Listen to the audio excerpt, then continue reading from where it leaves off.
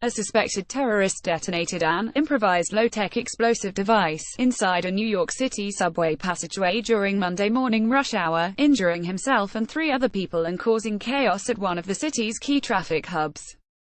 The device went off in the 42nd Street passageway between 7th and 8th Avenues, and the suspect, later identified as Akadullah, 27, was taken into custody, NYPD Commissioner James O'Neill said. Ullah said he attempted the attack in the name of ISIS, and told investigators that he was angry over Muslims being killed around the world, a senior law enforcement official told NBC News. In addition, he said he watched ISIS propaganda online and read other extremist writings like Propaganda Magazine and Spire and learned how to make the explosive online, according to the official. But the explosive, which went off at about 7:20 a.m. in the busy underground tunnel near both the Times Square subway station and the Port Authority bus terminal, did not fully detonate. Fortunately, the bomb was very low-tech. It did go off. It did not have the desired effect, New York Gov. Andrew Cuomo said on MSNBC. While initial reports indicated the bomb may have exploded prematurely, Cuomo said it hadn't.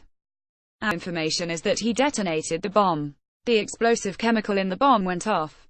It did not have the desired effect of causing the pipe itself to shatter, which would have caused the more significant damage, he said. Akadullah's passport photo. Related NYC explosion suspect identified as Brooklyn Manullah was wearing the pipe bomb-based device, which was attached to his body with Velcro and zip ties, NYPD Deputy Commissioner John Miller said. Officials said Ullah was taken to Bellevue Hospital on Manhattan's East Side with burns and other wounds. All of the injuries were considered non-life-threatening, the fire department of New York said.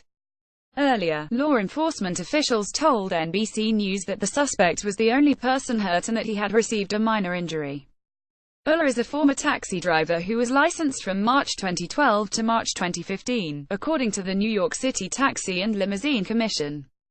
Multiple senior law enforcement officials said that he had several traffic tickets with the NYPD, although they didn't say when the tickets were from. New York City Mayor Bill de Blasio called the explosion an attempted terror attack and said there were no additional known incidents. Thank God the perpetrator did not achieve his ultimate goals. Thank God our first responders were there so quickly to address the situation, de Blasio said. He called the situation incredibly unsettling for New Yorkers, nearly 6 million of whom rely on the subway for their commutes every weekday. The incident, in the heart of the city, wreaked havoc for morning commuters. Emergency vehicles that stretched for blocks rushed to the scene, causing major evacuations in the massive transit hub.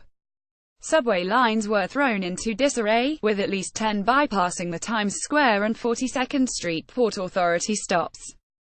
Cuomo said an explosion in a subway station is in many ways one of our worst nightmares, but said the reality turns out better than the initial expectation. We're not going to allow them to disrupt us, he said. That's exactly what they want, and that is exactly what they're not going to get. Cuomo ordered increased security at high-profile locations around the state, including airports, bridges, and mass transit systems, later Monday. With the area around Port Authority closed off, streets that would normally be bustling with commuters were eerily empty. Bystanders took photos with their phones as police and fire vehicles whizzed by.